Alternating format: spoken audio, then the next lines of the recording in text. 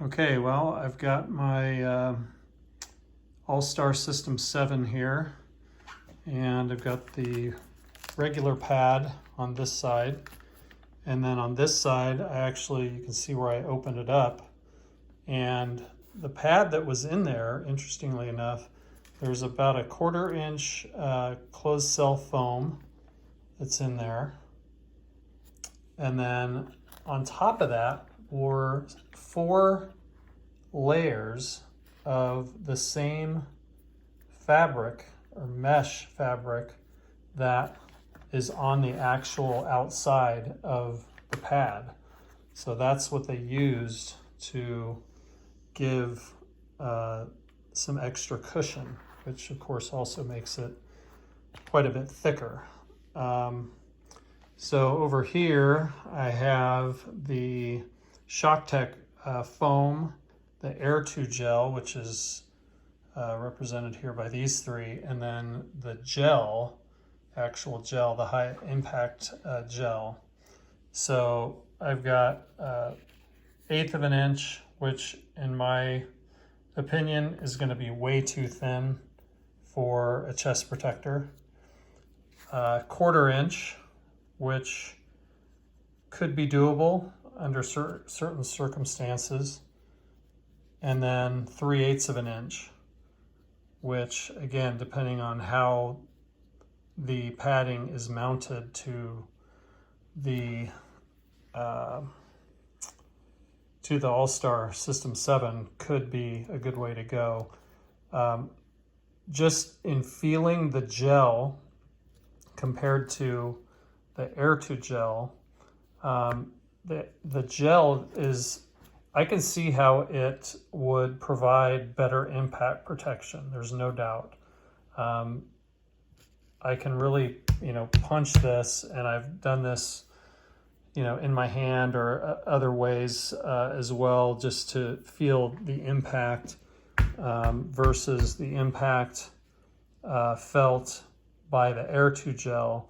And this definitely absorbs more of the energy than the Air2Gel. However, the Air2Gel is much, much lighter than the gel. So, I'm thinking a whole chest protector full of this stuff is going to weigh a ton. And I just don't really see that working very well. Additionally, the gel has a sticky back on each side. It's covered with plastic, which I think it would make it very hard to work with for, not necessarily cutting it, but getting it mounted properly and putting any kind of a fabric over the top of it, or inside of a fabric, I think would be much more difficult than working with the Air2Gel. So my thought process at this point is possibly to Chicago screw or rivet the 3/8 directly to the back of the chest protector, which it's kind of hard to tell, but it really is going to provide, I think, a much sleeker and more low profile chest protector. The question is, what kind of fabric would be good to put on top of this so that it is maybe a little bit more breathable and not too much thicker. In addition, the shoulder cup, I'm going to assume, has the same padding and fabric inside. It sure feels like it does. So, the question is, being able to mount the padding directly to, possibly using the Chicago screws here as well. My other thought is getting rid of this gap plate and then bringing the shoulder cup all the way up to where it connects with the main part of the chest protector. as a way to make this a much more low profile chest protector. So, and probably get rid of the wings. I'm not sure that I really need them anyway, but I don't think there would be any sense in trying to redo the wings if I do keep them, because it really doesn't provide much in the way of bulkiness to the chest protector.